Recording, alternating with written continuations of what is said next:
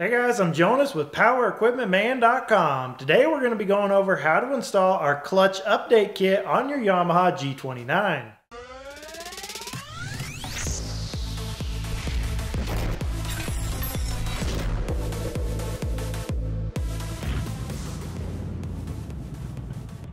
Now, we did a video a while back going over the old team style clutches that were used on the early model Yamaha Drive 1, which is commonly referred to as the G29. Now, those team clutches would have been used from 2007 until 2012 and a half. Now, as we went over in that video, those team clutches were complete garbage. They were a terrible clutch setup, and Yamaha then changed to the new style FBT clutches. So we've came out with a clutch update kit that comes with the new primary clutch, the new secondary clutch, and the new belt to fit them. Now, this kit comes with all the hardware and everything that you need to install them, and in this video we're going to go over how to install those new updated style clutches. Now, removing and installing the primary clutch on these Drive 1 models is a little bit more difficult of a task. Now, there is an issue with the floor pan being in the way of being able to get to the primary clutch bolt. Now, this does also change if you have a lift kit installed on your cart, as that changes the position of where that primary clutch is at. So then the frame rail may be in your way to be able to get access to the bolt to remove that primary clutch. Now, we're going to show you the easiest way that we have found to remove these clutches. So hopefully this video will help you determine if this is something that you're going to be able to do yourself. Now, we're also going to be going over the belt alignment. Now, this is something important that you need to check after installing these new style clutches, is to make sure that your drive belt is properly aligned. To get started, the first thing that we're going to do is place a jack underneath of the frame rail on the driver's side of the cart. Then we're going to use a 12mm socket to remove the lower mounting bolt from the driver's side rear shock. Now, once you've got that rear shock bolt removed, you're going to start jacking up on this driver's side of the cart. Now, what you're going to be watching for is you want that bolt for the primary clutch to get in the spot between the floor pan and the frame rail. So there's kind of a little access hole right there, and you can raise this up just enough that that primary clutch comes down and lines up with that opening. Then you can use an impact gun. We like to use our 3/4 inch impact gun with a couple of extensions, and then our last extension here is a wobble extension so that this 22mm socket can angle down a little bit. So as you're getting your impact gun in there, you've got to be at an angle to get the actual socket inside of the clutch, and then you can get that bolt broke loose. Now, you're going to do that exact same thing once you've threaded your puller in there. Use the right size socket for the puller, hit it with the impact gun, it'll pop that clutch loose and off of the crankshaft. Now, to actually remove the clutch from the engine, you're going to need a clutch puller tool. Now, we have 3 different clutch pullers available on our website. So to determine which puller you need, you have to first figure out which clutch you have.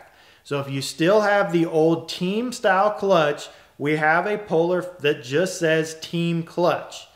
But if you have the new style clutches and you're removing that new style FBT clutch for some reason, you do have to figure out which FBT clutch you have. So there is the factory FBT clutch, and then we sell our aftermarket, or what we call our cloned FBT clutch.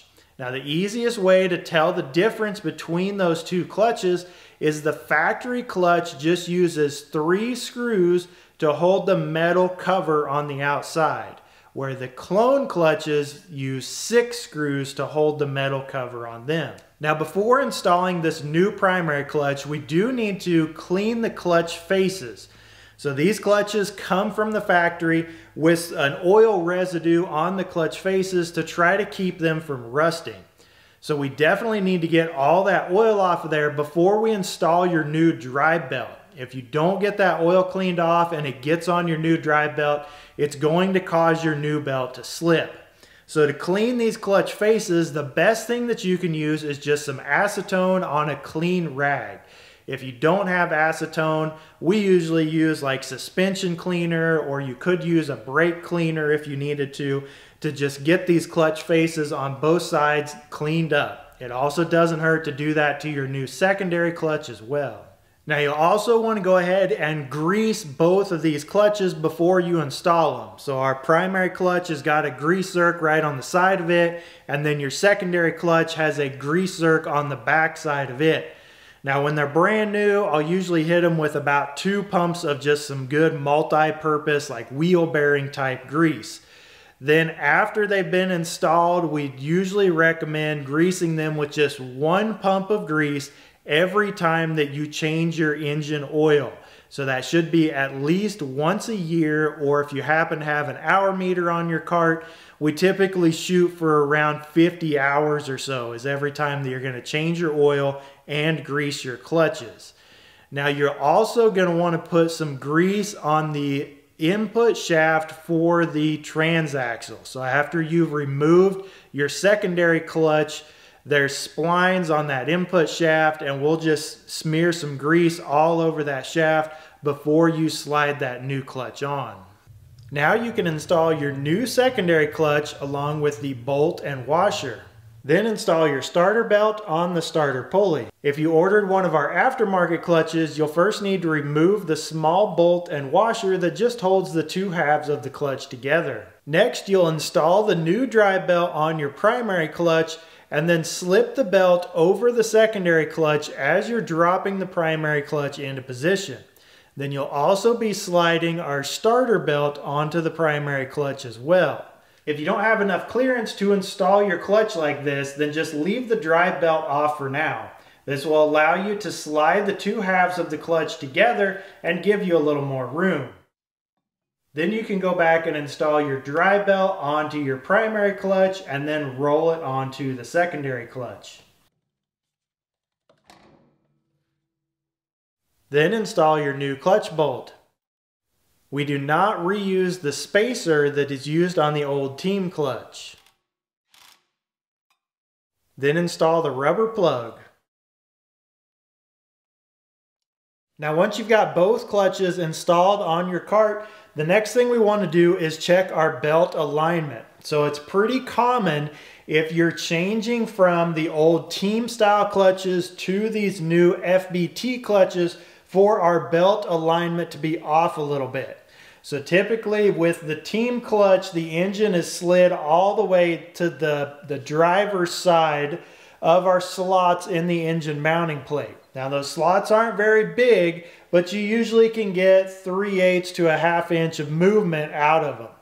So when you look at your belt alignment after installing these new clutches, we'll just use a straight edge and put it up flat against the side of our secondary clutch and look down the belt to see how big of a gap we have at the back versus how big of a gap there is at the front.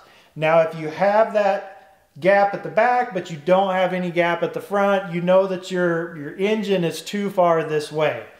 So to correct that, we're going to loosen the 4 engine mounting nuts and then the 1 mounting bolt for the muffler. Now once you've got all 5 of those loose, then you can shove the engine as far as possible towards the fuel tank or the passenger side of the cart. So you're going to push the whole engine that way. Sometimes if you've got a bunch of dirt and debris built up on the engine plate around the bottom of the engine, it doesn't want to move very well, so you may need to clean some of that out so that you can actually push on that engine and get it to slide as far over as possible. Once you've got it pushed over, check your alignment again and you should be good. Another thing you need to check when installing these new clutches is your starter belt tension. Now these kits do not come with a new starter belt. We do have starter belts available on our website and you can purchase those separately. But if your belt's in good shape, there's no problem with reusing it. It's not a different belt than what the team clutches would have had. They're the same size. But we do need to look at the starter belt tension. Now in the service manual, it calls for about 3/8 of an inch of deflection. So that means this belt has very little movement. So they need to be ran very tight. If you have a very loose belt like this, you're going to run into issues with the starter slipping when you're trying to start the engine. And that belt can also be slapping around while the engine's running, which will cause that belt to break over time. Now, to adjust that starter belt tension, you're first going to loosen these two larger bolts at the top of the starter using a 17mm wrench, and then you'll use a 12mm wrench to loosen the slider bolt on the lower back section of the starter. Now, once you've got all three of those loose, then you can use a 10mm wrench to loosen the jam nut on our tensioner bolt. Once that jam nut's loose, then just start tightening down that tensioner bolt until you get the proper amount of slack in your belt. Once you're all done there, tighten everything back down and you should be good to go. Now, when you're purchasing these clutch update kits from us, we do give you the option to upgrade to a Torx spring in the secondary clutch. So that's just a stiffer spring that we can install in that secondary clutch for you before we ship it out. That's going to help give you more torque down low. So it's going to help with acceleration and better hill climbing, especially if you're hauling heavy loads or you do a lot of towing. That Torx spring is really going to help you out. Now, it's not required that you have an impact gun to complete this task, but it is definitely going to make the job easier. If you don't have an impact gun, either electric or a pneumatic, then you're going to have to figure out some way to keep the engine from spinning over while you're breaking the bolt loose. And then when you install the puller, you've also got to be able to hold it while you're tightening down the puller. And then after you've installed the new clutch, you've got to be able to tighten that new bolt down as well. So it is quite a bit of pressure on those bolts. They're tightened to about 74 foot-pounds. So it takes quite a bit of force to break that bolt loose and then tighten the new bolt down. So you're going to have to be able to somehow keep the engine from spinning over. Now, you guys can find these clutch update kits along with a ton of other parts for the Yamaha Drive 1s available on our website at powerequipmentman.com, and I'll leave a link for them in the description down below. Well, that's going to wrap it up for today, guys. If you got some good value out of this video, please hit that thumbs up button. Consider subscribing. Thanks for watching. Have a great day.